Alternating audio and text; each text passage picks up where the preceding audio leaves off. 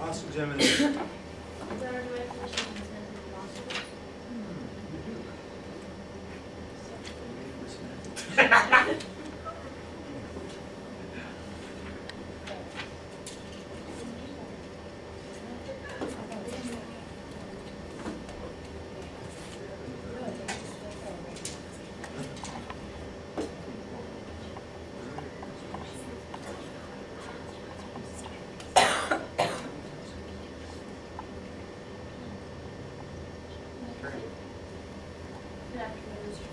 Good afternoon. And your role here today is to see whether or not Bannon complied with the generally recognized standards of ethical journalism, correct? It is. And your finding is that they do. Yes, it is. And in fact, you use these standards yourself when analyzing their standards.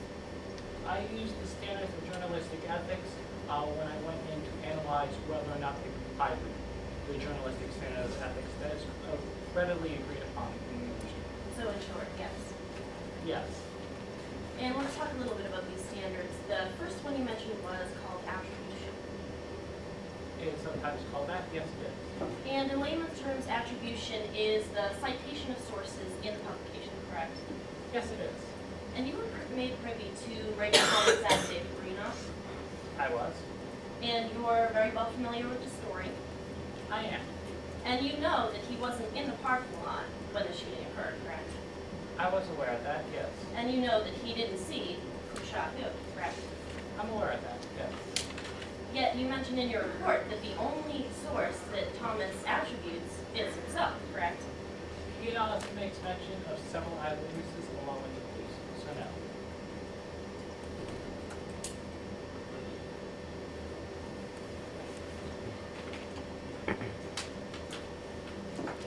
Would you like to review your report? I don't think the broadcast is right here. Would you like to review your report that you wrote about it? I don't mind reviewing it if that makes you happy.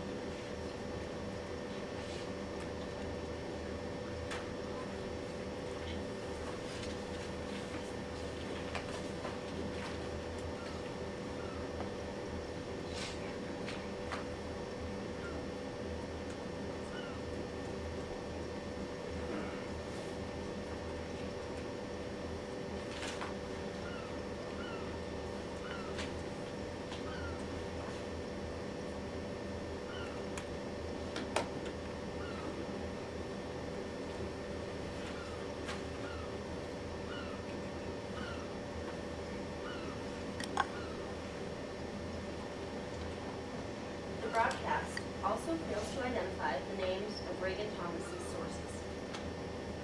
I wrote that. It fails to identify that Thomas's eyewitness sources provided somewhat contradictory Objection. observations. This is an improper impeachment.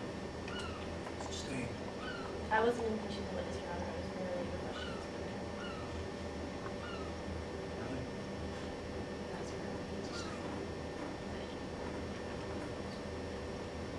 So would you like to change your statement that the only source that Reagan Thomas cited was himself, Mr. Chief? I think at this point it needs to emphasize that the broadcast cites sources, but it fails to name them individually. It refers to them as a police instead of Captain Benito and a death investigator Lincoln Quaid. So in short, Thomas never cites any individual sources besides himself. He doesn't cite them by name. Now the next standard that you explored was the standard of thoroughness, correct? Yes. And in layman's terms, again, thoroughness would be interviewing all available witnesses, correct? Generally speaking, yes. But Thomas never interviewed Walton, did he? From what I'm aware of, the coverage, BNN's coverage of Walton was primarily that from Kit Berkshire, so no, he didn't. And he never went to the press conference in detail. As far as I'm aware of, no. But he did speak with Casey French, his assistant. I believe so, yes. And Casey French admitted to him that Mr. Hamilton committed suicide.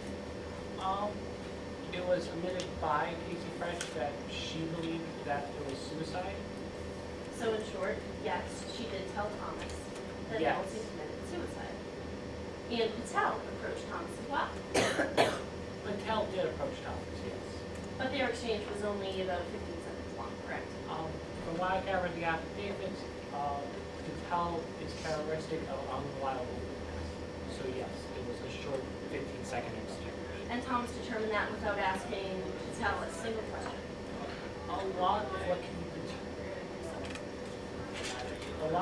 be determined about the credibility of the witness, in part can be determined before a first question is even asked, especially in a witness like Patel where he didn't appear so unreliable at that moment in time. So Thomas did not ask Patel any questions. He felt it wasn't needed. And in the broadcast, Thomas says that it looks like homicide charges for the company, correct? The way I read into that line, Does it or does it not say in the broadcast that it looks like homicide charges are? Objection, Your Honor. Basis. My witness needs a chance to explain the answer. No other witnesses. while what it says about that line is a prediction, not a fact, but it does say something of that effect. Yeah, so it's a possibility. It would predict. However, although Thomas talked to some sources that said that Hamilton committed suicide, is that right? Some sources that he deemed unreliable. But suicide was never introduced in the broadcast as a possibility. I don't believe it was.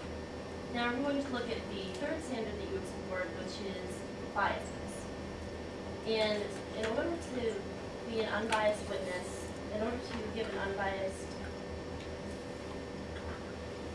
publication, one must equally tell the opinions of all sources. Is that correct? Both sides of the story. They're to give both sides of the story if it's based on reliable witnesses.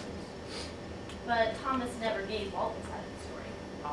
Since, as I explained earlier, it was determined that the witnesses who were intending to say it was a suicide were deemed unreliable, there was no reliable evidence to make that conclusion. So no. And Thomas never mentioned PC French. Again, it was determined. We can determine that her circumstances were made her an unreliable witness. So no. I asked the answer to be stricken. This is how much time. So stricken. And again, Thomas never mentioned Patel. No, he didn't. Now, the fourth standard is accuracy, correct? Yes. And in order to be accurate, one must use objective language. Ideally, yes. And you deemed that some of the language in the transcript was inflammatory. I found some of the language traditional of, not traditional, but the opposite, that common of modern journalism. Such as gun down. Yes. So gun down is not objective language. It's not as objective as it could be. So therefore, gun down is not accurate. It's not accurate as well as it could be. And then the broadcast went on to say that all evidence pointed to Drew Walton as the shooter of Blake Hamilton, correct? It did. And you said that this was stated too strong, correct? It's stated too strong as a fact, but it also lends itself to the interpretation of a prediction. But did you or did you not say in your report this was too strong language? In the report, I said it was too strong. And too strong language is not objective language. Not as objective as a prediction. Therefore, it is inaccurate. It is less accurate. No further questions. Very good. No reader.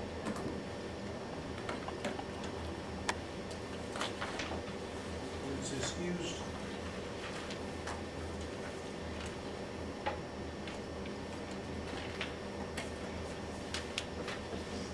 Plaintiff rests its case. Defense rests its case. Close the hearing.